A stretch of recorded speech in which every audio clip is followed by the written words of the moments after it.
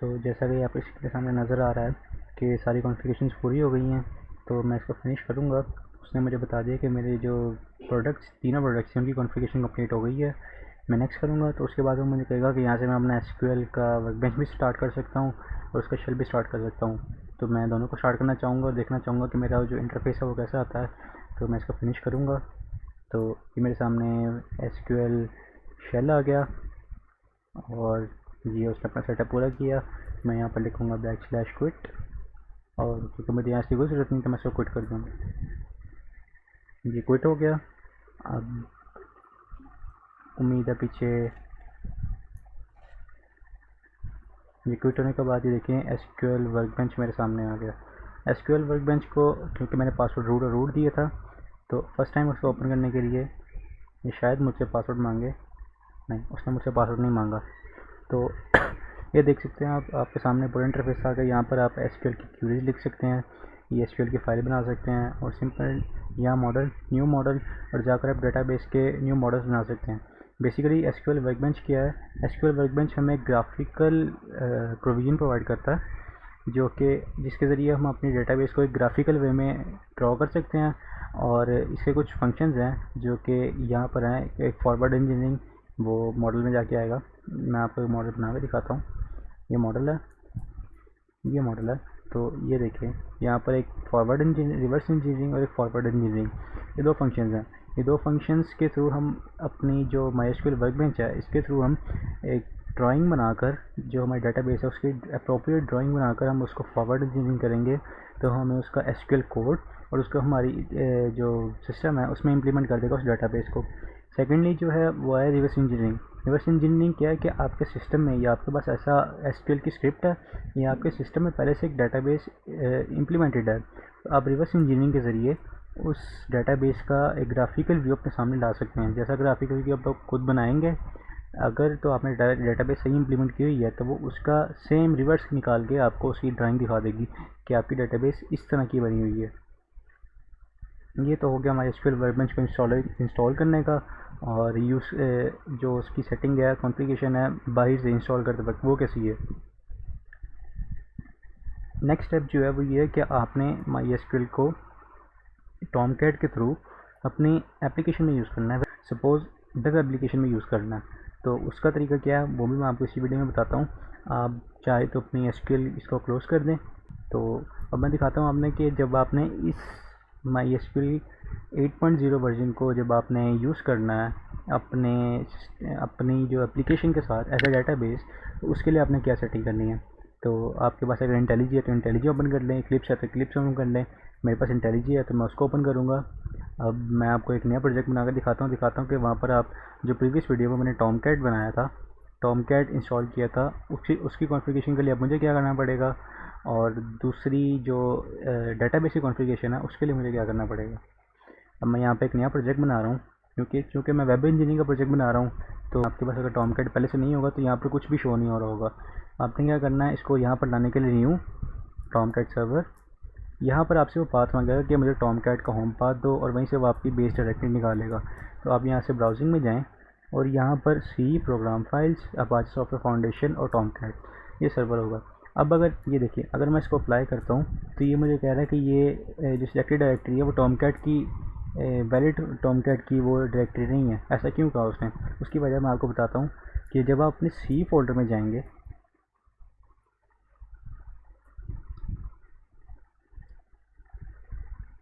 अब अपनी C drive में जाएंगे, वहाँ से प्रोग्राम फाइल्स, अपाचे और ये यहाँ पर देखें कि ये आपसे परमिशन रिक्वायर कर रहा है। अगर तो ये मैंने परमिशन नहीं दी होगी तो वो मुझे यहाँ पर भी एक्सेस नहीं करने देगा। अब चूँकि मैं इसको परमिशन ग्रांट कर दूँगा तो ये फ़ोल्डर एक दफ़ा मेरे पास ओपन हो जाएगा। अब मुझे इसकी ज़रूरत नहीं, मैंने इसको बेशक बंद किया और यहाँ से मैंने इसको दोबारा पाथ दिया।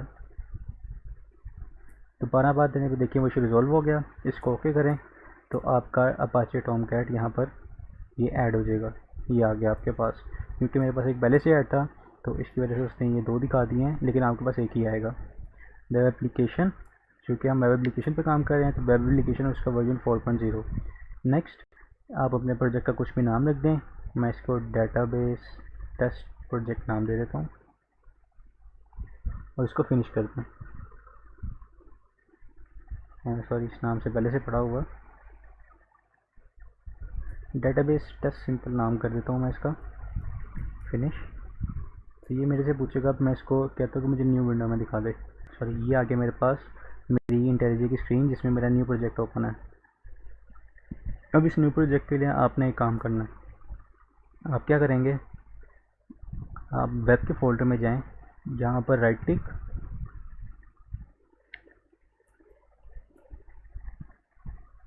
न्यू, और यहाँ पर एक न्यू डायरेक्टरी बनाएं जिसको आप नाम देंगे meta INF। Same as it is नाम देना आपने। इसको राइट क्लिक करें, न्यू, और यहाँ पर एक मैं उधर देखूँ उधर क्या करूँगा,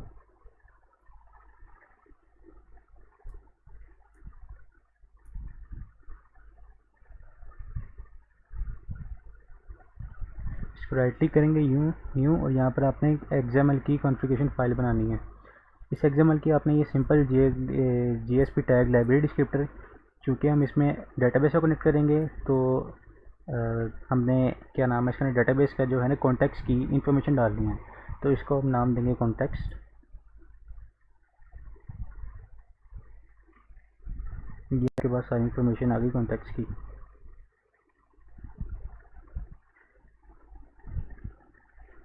और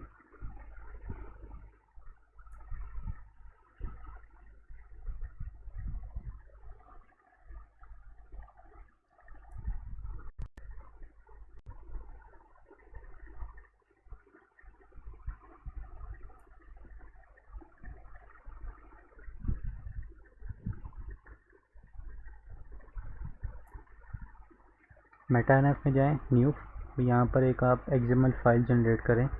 ये यहाँ से आप इस फाइल का नाम रख दें context.xml।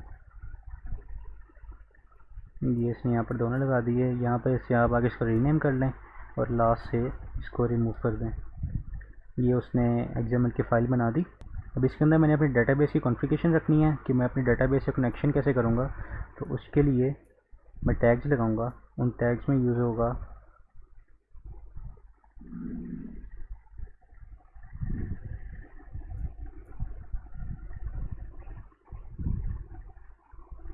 कॉन्टेक्स्ट के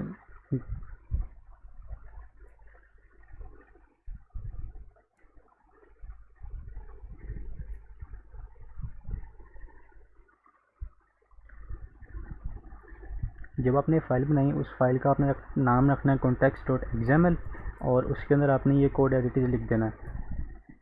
अब ये कोड मैं आपको समझाता हूँ कि ये कोड कर क्या रहा है। इस कोड में हमने एक रिसोर्स बनाया जो कि एक डाटा रिसोर्स होगा, जो कि हमारे डेटाबेस से जाकर कनेक्शन बनाए, जो हमारी इस कॉन्टेक्स्ट फाइल के अंदर हम डिफ़ाइन कर रहे हैं कि हमारे पास एक रिसोर्स है जो कि डेटाबेस से SQL टाइप से जाकर हमारा डाटा रिट्रीव करेगा और हमें उसके साथ एक कनेक्शन बिल्ड करने में हेल्प करेगा। एक डाटा रिसोर्स है हमारे लिए ये। तो सबसे पहले हमने इस डाटा रिसोर्स का नाम रखा जो कि कुछ भी हो सकता है। JDBC ये डिफ़ाइन कर रहा है कि ये एक जावा की डाटाबेस के लिए यूज़ होने वाला कंपोनेंट है, और साथ स्लैश, और उसके बाद एक नाम। आप इस नाम की जगह कुछ भी रख सकते हैं। मैंने वेब ट्रैकर न्यू रखा है, आप इसकी जगह कुछ भी रख सकते हैं। जो भी आपके प्रोजेक्ट का नाम हो या कोई डेटाबेस का नाम हो बिल्कुल सेम वही भी हो सकता है और चेंज भी हो सकता है, इसमें कोई रिस्ट्रिक्शन नहीं है। लेकिन इस नाम को आपने डिफरेंट जगहों पर यूज़ करना है जहाँ पर भी आप अपने डाटा सोर्स यूज़ करना चाहते हैं डेटाबेस के लिए। चूँकि हम टॉमकैट के थ्रू इम्प्लीमेंट कर रहे हैं तो जो टॉमकैट है वो उसको एज अ कंटेनर रखेगा कि ये हमारे पास डाटा का कंटेनर है। उसके साथ एक टाइप होगी, हम तो उसको टाइप बता देंगे कि जावा के टाइप है, क्योंकि हम जावा के साथ उसका कनेक्शन करवाना चाह रहे हैं।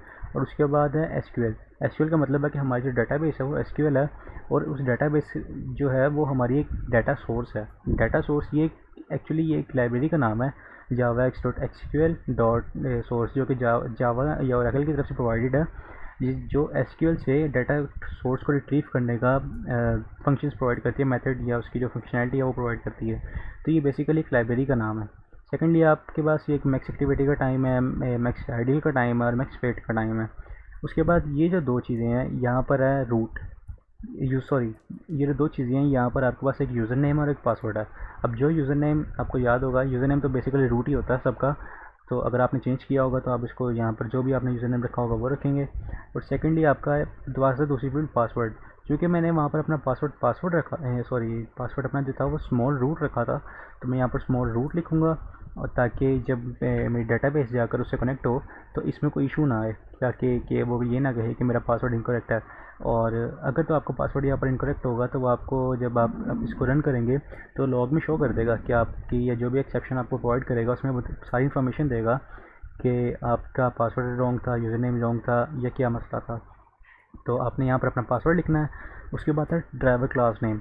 अब आपने जो अपने एसक्यूएल का ये बात थोड़ी समझने वाली है कि जो आपकी एसक्यूएल है, माई एसक्यूएल, वो एक अलग एप्लीकेशन है, और जो आपकी जावा या जावा से बनने वाला एडिटर या एप्लीकेशन जो है वो एक अलग एप्लीकेशन है। ये दोनों अलग एप्लीकेशन हैं, इनका आपस में कोई ताल्लुक़ नहीं है अभी तक। इन दोनों का आपस में ताल्लुक़ बनाने के लिए जो हमें फैसिलिटी प्रोवाइडेड है, या एक लाइब्रेरी कह लें, या क्लास कह लें, या फंक्शनैलिटी कह लें, जो भी कहना चाहें, वो है ये com.sql.jdbc ड्राइवर। अब ये ड्राइवर क्या करता है, ये ड्राइवर एसक्यूएल और जावा इन दोनों को आपस में कंबाइन करता है, इन दोनों की आपस में टॉकिंग करवाता है, क्योंकि ये दोनों अलग अलग लैंग्वेजेस हैं। वो एसक्यूएल में काम करती है, वो जावा में काम करती है। बेशक दोनों को बनाया ओरेकल, या ओरेकल सपोर्ट करती है, तो ओरेकल इनके डायरेक्ट बात नहीं करवा सकता, उसने इनके दरमियान एक ब्रिज कायम किया जो कि इस ड्राइवर की फॉर्म में है। ये ड्राइवर क्या करेगा, ये ड्राइवर आपकी जावा और एसक्यूएल के दरमियान कम्युनिकेशन करेगा। एक तरह से ये दोनों के दरमियान कम्युनिकेशन करेगा। आप जावा से जो भी आप रिक्वेस्ट करना चाहते हैं, अपने डेटाबेस में क्वेरीज रन करना चाहते हैं, वो इस ड्राइवर के थ्रू आप पॉसिबल करेंगे, और आपके पास जो भी एसक्यूएल से डाटा रिट्रीव होगा वो भी इस ड्राइवर के थ्रू ही होगा। अब जो मेन मसला आता है एसक्यूएल के वर्जन्स में, वो यहाँ पर आता है। एसक्यूएल वर्जन जो 5.6 है, या उस वाली सीरीज़ का जो वर्जन है, उसमें आपने यहाँ पर CJ नहीं लिखना, यहाँ पर ये .CJ नहीं लिखना। जो भी आपके पास नया वर्जन है उसके बाद 5.6 से अबव वाले जितने भी वर्जन हैं उसमें आपने यहाँ पर लिखना है .CJ। क्यों, इसकी वजह मैं आपको बताता हूँ कि पुराने वर्जन के उन्होंने ड्राइवर्स चेंज थे। जावा एसक्यूएल जो है ना, वो हर अपने अपडेट होने के साथ साथ कनेक्टर्स प्रोवाइड करता है। ये सी कनेक्टर का नाम है और ये जावा। अब जो नए वर्जन आए थे उसमें ना उसके कनेक्टर्स की नई क्लासेस बनाना शुरू कर दी। अब JDBC तो सिंपल हमें बता रहा है कि जावा से कनेक्टिविटी का ड्राइवर है। अब जो CJ है ना, CJ इन्होंने एक नई इसमें फील्ड ऐड की है जो कि है कि कनेक्टर फॉर जावा। C से कनेक्टर और J से जावा, कि जावा का कनेक्टर है और उसका JDBC का ड्राइवर है।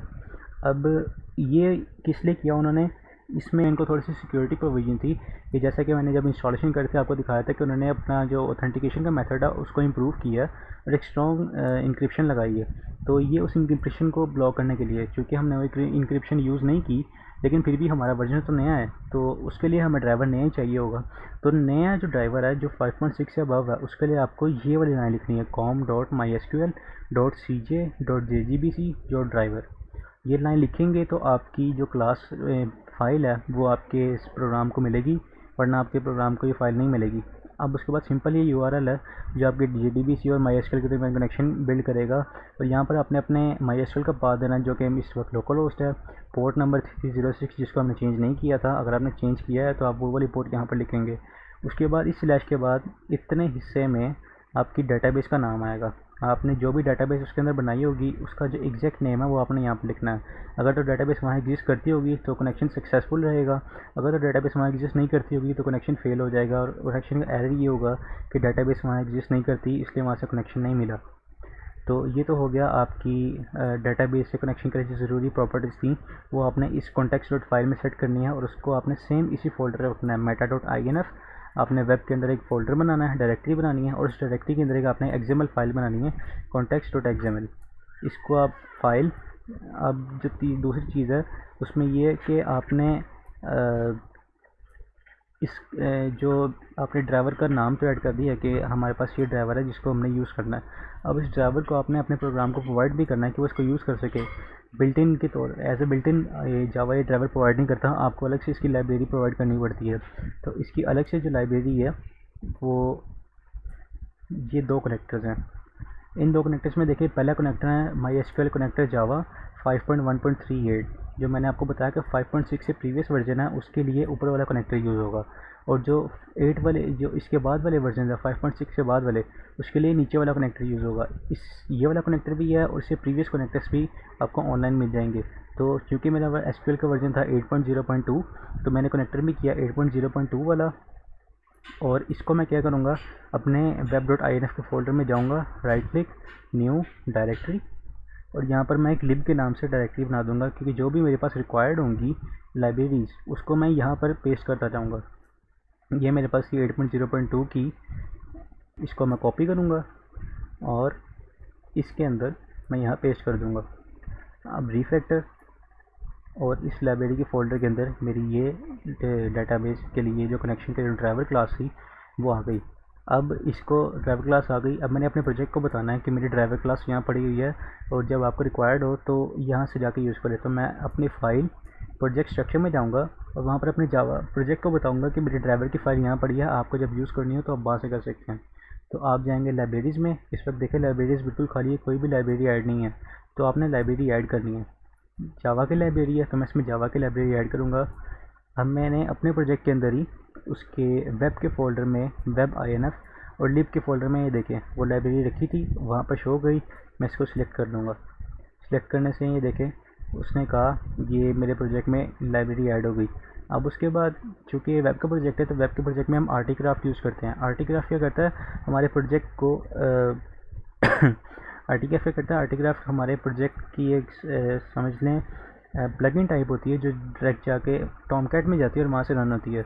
तो अगर हमारे प्लगइन में जो हमारी लाइब्रेरी है वो होगी ही नहीं, ये देखो इसने प्रॉब्लम भी शो कर दी है कि लाइब्रेरी रिक्वायर्ड फॉर मॉड्यूल, जो अभी तक मिसिंग है आर्टिक्राफ्ट में। क्योंकि आर्टिक्राफ्ट में हमारा प्लगइन है, ये प्लगइन जाके रन होता है टॉमकैट में। अगर तो टॉमकैट के पास हमारी लाइब्रेरी होगी ही नहीं तो डेटाबेस से कैसे कनेक्ट करेगा। तो इसके लिए हम क्या करेंगे, या तो इसके दो तरीके हैं, आप या तो इसको फिक्स कर लें। फिक्स करने से आपको 3 ऑप्शंस देगा कि आप इसको ऐड कर दें। कि मैंने इसको आर्टिक्राफ्ट में ऐड किया, ये देखें लाइव के फोल्डर के अंदर आर्टिक्राफ्ट में जाके ऐड हो गई। प्रॉब्लम रिजॉल्व, अब ये देखिए सारी प्रॉब्लम्स रिजॉल्व हो गई, कोई इशू नहीं आया। मैं इसको अप्लाई करूँगा और ओके। अब लाइब्रेरी के फोल्डर के अंदर मेरी वो आ गई।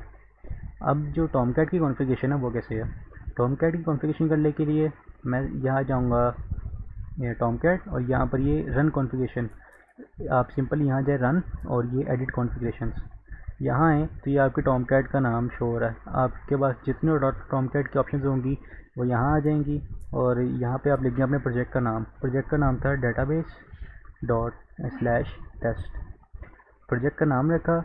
और प्रीवियसली आपको जो मैंने पिछला ट्यूटोरियल था दूसरी वीडियो में उसमें बताया था कि मैंने HTTP पोर्ट चेंज करनी है। तो इसमें चूँकि हम जो अपनी पोर्ट है वो प्रीवियसली बाहर ही हम चेंज करके आ चुके हैं 1 पे, तो हमें इस चीज़ को चेंज करने की अब ज़रूरत नहीं पड़ती। तो सिंपली मैं इसको अप्लाई करूँगा, ओके करूँगा।